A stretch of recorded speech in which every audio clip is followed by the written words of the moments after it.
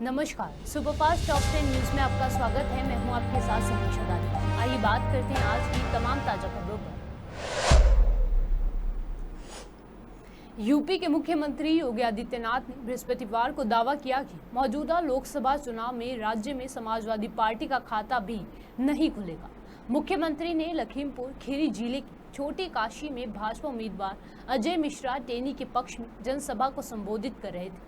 सभा पर निशाना साधते हुए सीएम योगी ने कहा कि सपा के मुखिया अखिलेश यादव की उम्मीदवारी वाली कन्नौज सीट समेत उनके परिवार के सदस्यों की उम्मीदवारी वाली सभी 5 सीटों पर सपा की हार सुनिश्चित है। पूरे हो चुके हैं। बहन और भाइयों, आधा चुनाव संपन्न हो चुका है।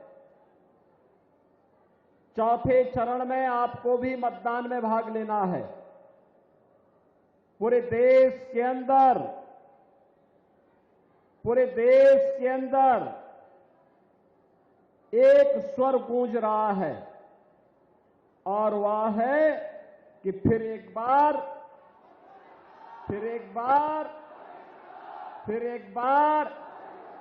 मोदी सरकार का। बहन और भाइयों, ये मोदी सरकार के बारे में जो यह स्वर गूंज रहा है, ये वैसे ही नहीं है। जब जनता जनार्दन से हम पूछते हैं कि आखिर इतना उत्साह और उमंग का कारण क्या है, तो एक ही बात कहते हैं। जनता जनार्दन कहती है कि जो राम को लाए हैं हम उनको लाएंगे।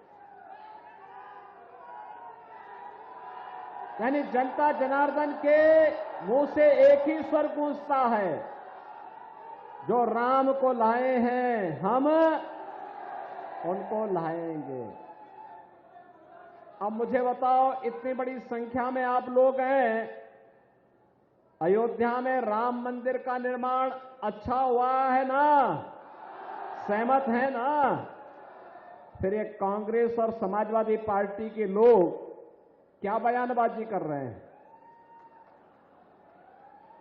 कांग्रेस के एक कथित बुद्धिजीवी ने क्या कहा? उन्होंने कहा कि राम मंदिर का निर्माण अनावश्यक है। ये राहुल गांधी के सलाहकार हैं और ऐसे ही समाजवादी पार्टी के राष्ट्रीय महासचिव हैं। उनका बयान आया है, राम मंदिर का निर्माण बेकार हुआ है। कांग्रेस महासचिव प्रियंका गांधी वाड्रा आज अपने भाई और कांग्रेस नेता राहुल गांधी के निर्वाचन क्षेत्र रायबरेली में चुनाव प्रचार करने पहुंचे। इस दौरान उन्होंने यहां महिला मतदाताओं से बातचीत की और उनकी समस्या जानी।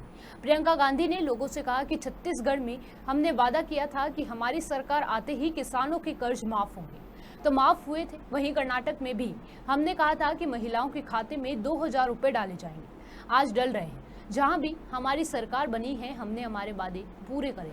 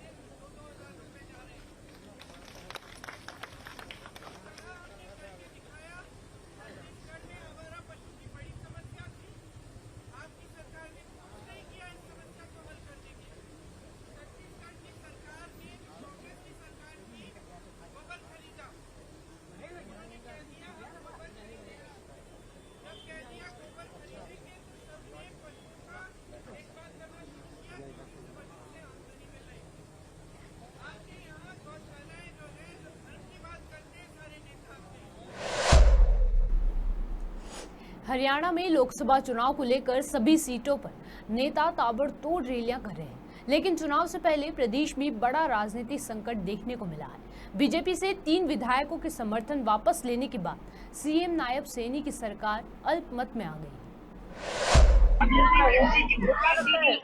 हरियाणा में जिस प्रकार से 3 निर्दलीय विधायकों ने भाजपा से समर्थन वापस लेकर कांग्रेस पार्टी को समर्थन देने का काम किया है, मौजूदा भाजपा सरकार हरियाणा की अल्पमत में आ गई है। आपको याद होगा, इन्होंने 48 विधायकों की लेटर गवर्नर को दी थी। उनमें ये 3 विधायक भी थे और 2 इनके विधायकों ने इस्तीफा दे दिया है, रणजीत चौटाला और मनोहर लाल जी, क्योंकि वो चुनाव लड़ रहे हैं। ऐसे में अल्पमत की सरकार है। अल्पमत की सरकार को कोई नैतिक अधिकार नहीं है। ये सरकार तुरंत इस्तीफा दे नैतिकता के आधार पर, और यदि इस्तीफा नहीं देती तो राज्यपाल महोदय को मामले का संज्ञान लेते हुए हरियाणा में राष्ट्रपति शासन लगाकर निष्पक्षता से चुनाव कराना चाहिए, हमारी मांग है। देखिए, वो तो क्या कहेंगे क्या नहीं।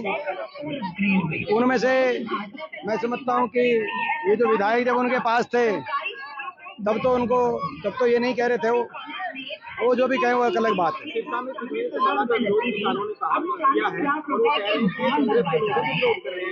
उनकी पार्टी खत्म हो चुकी है, जनाधार समाप्त, ज्यादा कुछ बचा नहीं है। जनाधार ज्यादा कुछ उनका बचा नहीं है। लेकिन ये जरूर है कि जेजेपी पार्टी को लिखित में ये देना चाहिए राज्यपाल महोदय को, जो उन्होंने कल कहा वो लिखित में दें कि वो भाजपा के सरकार के समर्थन में नहीं है और वो भाजपा के अविश्वास का प्रस्ताव आएगा तो उसके समर्थन में है। ये लिखित में अपने सारे विधायकों के दस्तखत कराकर राज्यपाल महोदय को देना चाहिए, नहीं तो इन पे कौन विश्वास करेगा। इन्होंने तो ये तो विश्वासघाती पार्टी के नाम से ये प्रख्यात हो गए पूरे देश में।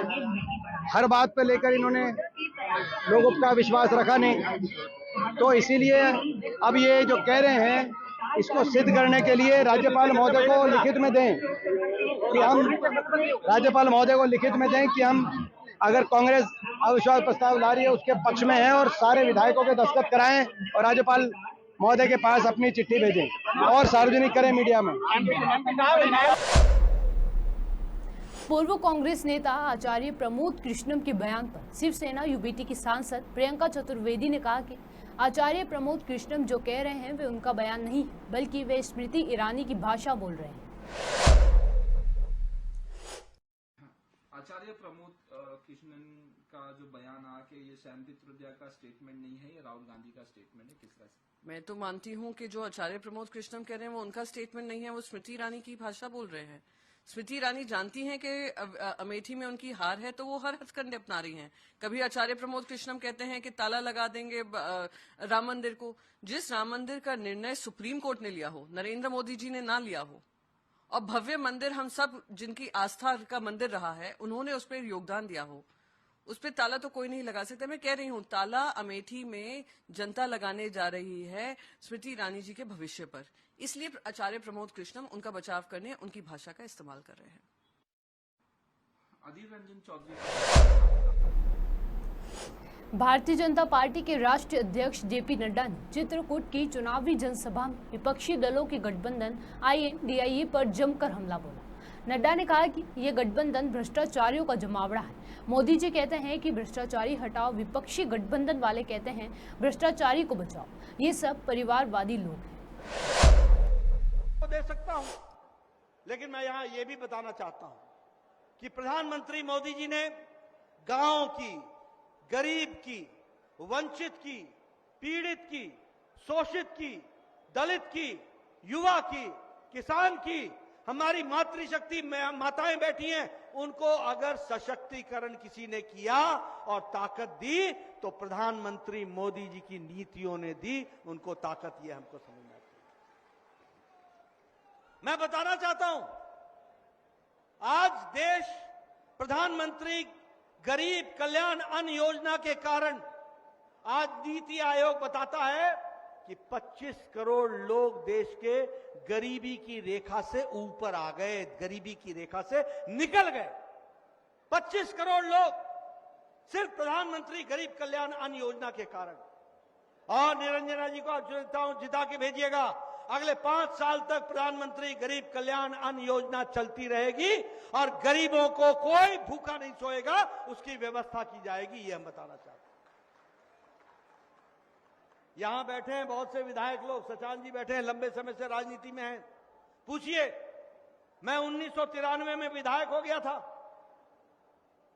उस समय हमारे पास मेरा बीडीओ आता था, ब्लॉक डेवलपमेंट ऑफिसर, और सचान साहब मेरे को बोलता था आपको एक खुशखबरी सुनानी है। मैं बोलता था सुनाओ भाई बीडीओ महोदय, क्या खुशखबरी है? बोलता था आपको इस साल एक पंचायत में 2 इंदिरा आवास योजना के घर मिले हैं, 2। मैं बोलता था भैया तू ही रख ले, ये मैं किसको बांटूंगा, 1 अनार 100 बीमार। आज मोदी जी के नेतृत्व में 4 करोड़ आवास योजना, प्रधानमंत्री आवास योजना बन 4 करोड़। और निरंजना जी को जिता के भेजिएगा, मोदी जी का संकल्प है अगले 5 साल में 3 करोड़ और घर बनेंगे, 3 करोड़ और घर बनेंगे।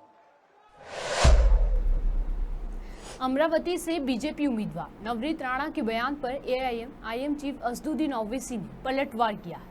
नवनीत राणा ने हैदराबाद में अकबरुद्दीन ओवैसी और उनके भाई असदुद्दीन ओवैसी पर तीखा हमला करते हुए कहा था कि अगर पुलिस को 15 सेकंड के लिए ड्यूटी से हटा दिया जाए तो भाइयों को पता नहीं चलेगा कि वे कहां से आए हैं और कहां गए।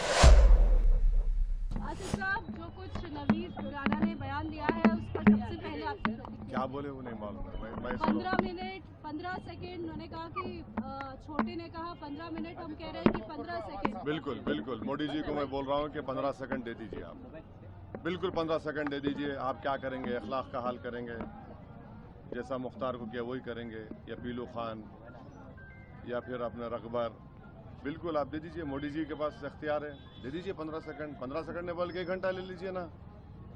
हम भी देखना चाह रहे हैं कि आप में कितनी इंसानियत अभी बाकी है या नहीं है। करिए, कौन डर रहा है, कौन डर रहा है? हम तो तैयार हैं। लेकिन ये मामला जब शुरू हुआ नहीं देखिए, नहीं देखिए, हम तो कह रहे हैं ना कि करिए। अब कोई ओपन कॉल कर रहा है सब चीज़ों का, तो ठीक है करिए आप, कौन रोक रहा है आपको? दिल्ली में प्रधानमंत्री आपका, आरएसएस आपकी, सब चीज़ आपका है, करिए, कौन रोक रहा है आपको? बोलते क्यों है? करिए ना, बल्कि हमको बता दीजिए कहाँ पे आना हम आ जाते हैं, करिए। क्या है ये? इजराइल सेना ने 7 फरवरी को राफा बॉर्डर को सीज करते हुए राफा में धावा बोल दिया, जिसके बाद घनी आबादी वाले इस इलाके में अफरा तफरी मच गई। राफा में हमले से एक दिन पहले इजराइल ने नागरिकों से सेंट्रल गाजा और दूसरे इलाकों में भागने के आदेश दिए थे, जिसके बाद से हजारों नागरिक राफा से खान यूनिस की तरफ जाते हुए नजर आए। हमारा पड़ोसी पाकिस्तान आर्थिक तंगी और अपनी आतंकी गतिविधियों के कारण अक्सर सुर्खियों में रहता है। जिस आतंकवाद को इन लोगों ने भारत पर हमले के लिए तैयार किया है, वो अब पाकिस्तान पर ही अटैक कर रहा है। पिछले कुछ महीनों में पाकिस्तान में चीन के नागरिकों पर हमले काफी बढ़े हैं और अब इन हमलों के लिए पाकिस्तान अफगानिस्तान को जिम्मेदार ठहरा रहा है। अमेरिका में अब राजधानी वॉशिंगटन के जॉर्ज वॉशिंगटन विश्वविद्यालय से फिलिस्तीन समर्थकों के टेंट उखाड़े गए हैं और दर्जनों छात्र छात्राओं को गिरफ्तार भी किया गया है।